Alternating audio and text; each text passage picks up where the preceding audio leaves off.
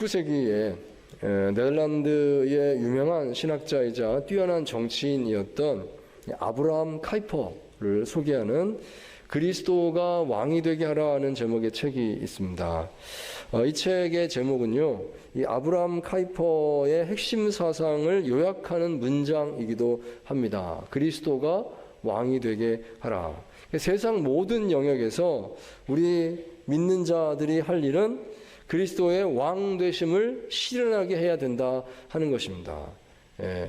많은 영역들이 있죠. 교회, 가정, 기업, 정치, 문화, 경제, 여러 가지 영역들을 말할 것입니다. 그런데 이 모든 영역에서 오직 예수 그리스도가 왕이 되게 하십시오.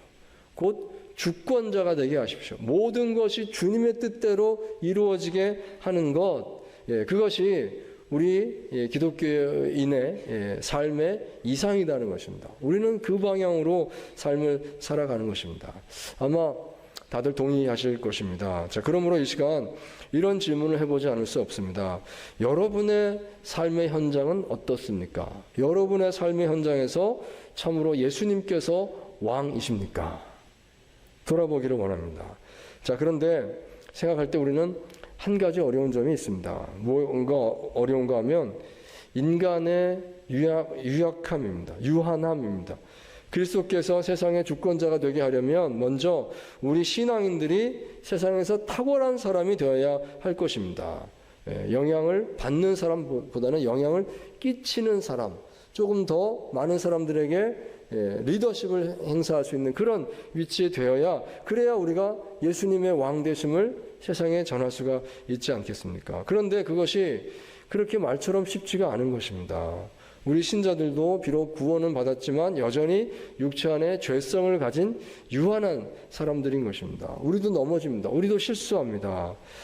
그래서 우리가 세상에서 리더십 있는 위치에 있다라고 하는 것이 그렇게 장담할 수는 없는 일이다 하는 것입니다.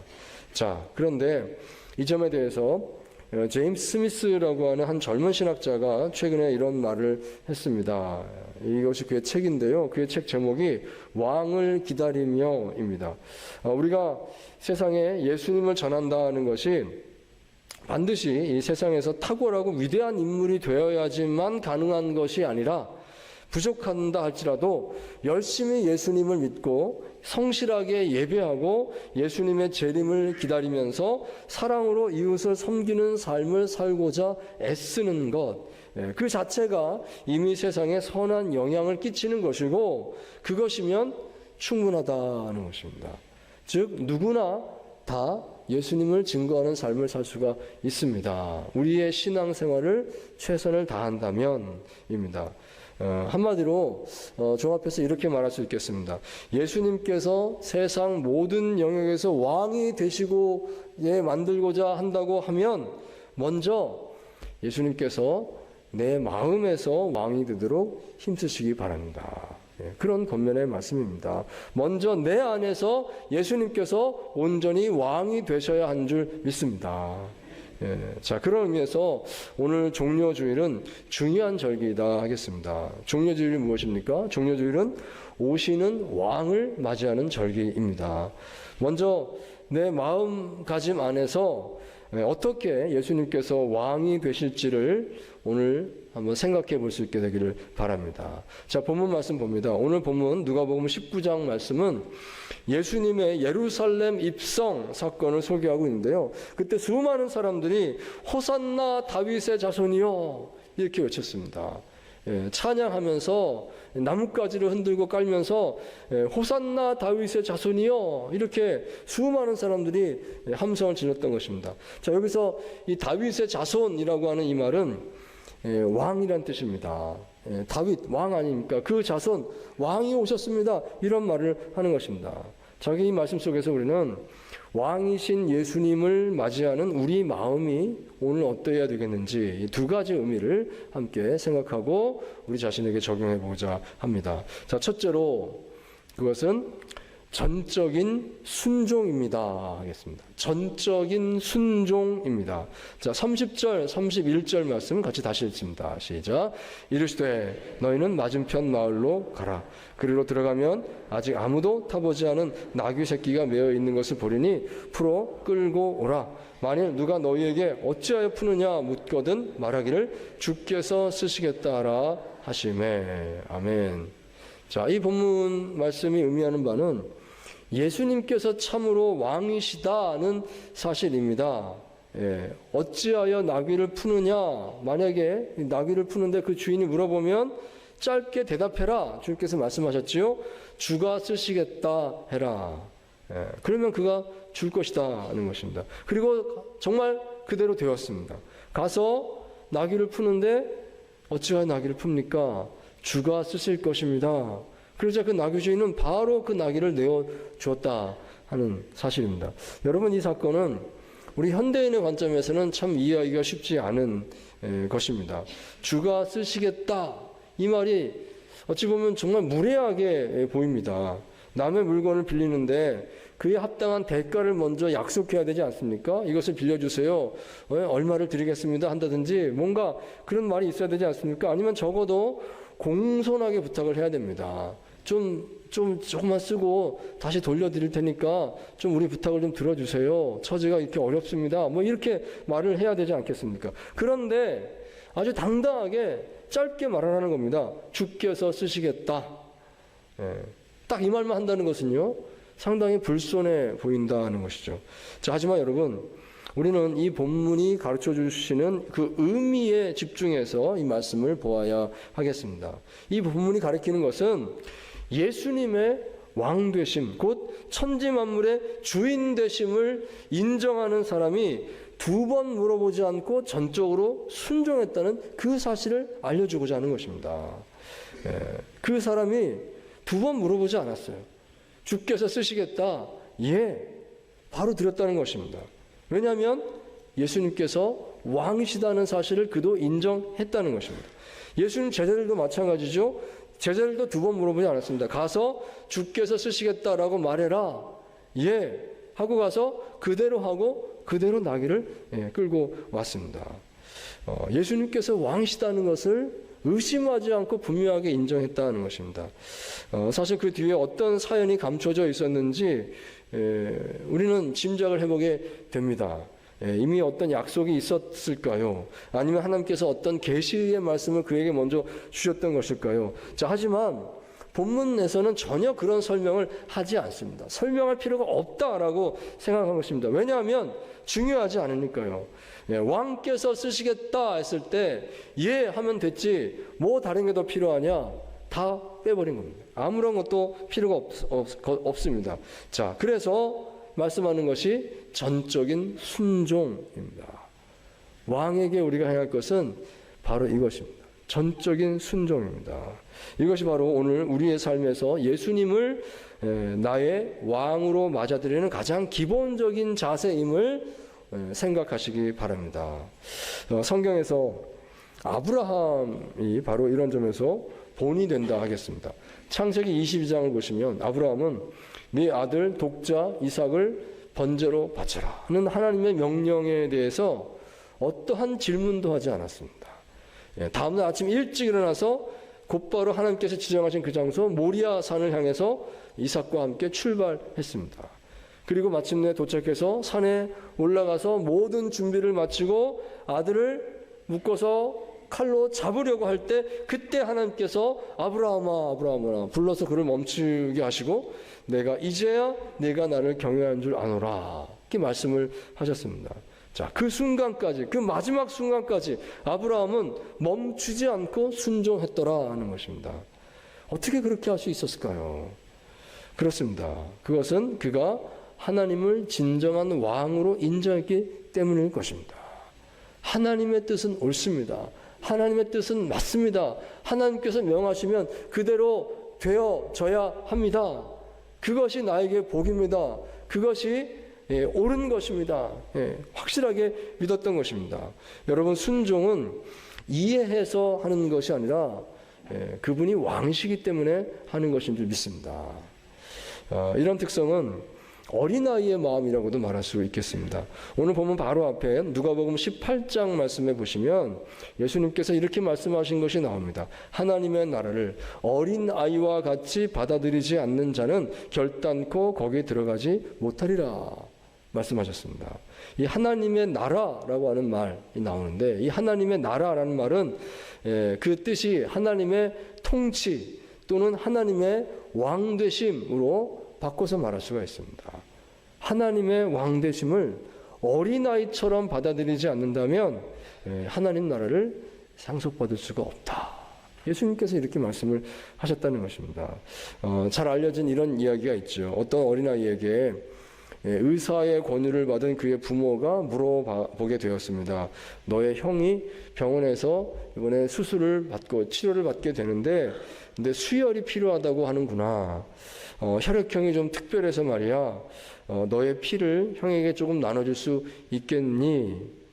물어봅니다. 그러자 아이가 조금 생각하더니 고개를 끄덕끄덕. 네, 그렇게 할 수 있어요. 그래서 아이 피를 그 형에게 수혈을 하게 되었다는 것입니다. 그런데 그 수혈이 끝났을 때 그 아이가 이렇게 물어보더랍니다. 자, 그럼 저는 이제 언제 죽나요? 그 아이는 그렇게 생각한 겁니다. 형에게 내 피를 주면 나는 죽는구나 생각하고 고개를 끄덕끄덕 했다는 것입니다. 여러분, 그게 어린아이잖아요. 천국을, 하나님 나라를 그렇게 받아들이는 사람이 진짜 하나님 나라를 얻게 될 것이다. 예수님의 말씀입니다. 여러분, 우리가 주님을 왕으로 인정한다고 하는 것이 바로 이런 마음이다 하겠습니다. 전적인 순종입니다. 주님의 뜻이면 두 번 물어보지 않고 그렇게 하겠습니다. 주님의 뜻이니 따르겠습니다. 내가 손해보더라도 내 생각에 당장 이해가 되지 않는다 할지라도 그것이 주님의 말씀이라면 여러분 순종하시기 바랍니다. 왕이신 주님을 맞이하기 위해서 우리가 가장 먼저 생각할 것은 그렇습니다. 전적인 순종입니다. 자, 두 번째로 왕이신 주님을 맞이하는 마음은 찬양으로 충만한 마음입니다. 찬양으로 충만하게 하십시오. 순종이 왕을 인정하는 행동이라면 찬양은 왕의 인정을 고백하는 것입니다. 자, 38절에서 40절까지 말씀을 다시 한번 같이 읽겠습니다. 시작. 이르되 찬송하리로다 주의 이름으로 오시는 왕이여 하늘에는 평화여 가장 높은 곳에는 영광이로다 하니 우리 중 어떤 바리새인들이 말하되 선생이여 당신의 제자들을 책망하소서 하거늘 대답하여 이르시되 내가 너희에게 말하노니 만일 이 사람들이 침묵하면 돌들이 소리 지르리라 하시니라. 아멘. 자, 많은 사람들이 이렇게 외쳤다는 것입니다. 하늘에는 평화, 가장 높은 곳에 영광, 찬양을 올려드리는 것입니다. 그러면서 예수님을 왕으로 높여 올려드렸습니다. 그러자 바리새인들이 그 장면이 못마땅했던 것이죠. 그들은 예수님을 왕이라고 전혀 인정하지 않는 사람들이었습니다. 그래서 예수님께 와서 충고하는 말을 했습니다. 당신의 제자들을 책망해야 되지 않습니까? 저렇게 엉뚱한 말을 하는데 왜 가만히 있습니까? 이렇게 말을 했습니다. 그러자 예수님께서 그들에게 답하시기를 내가 너희에게 말하노니 만일 이 사람들이 침묵하면 어떻게 됩니까? 돌들이 소리 지르리라 말씀하셨습니다.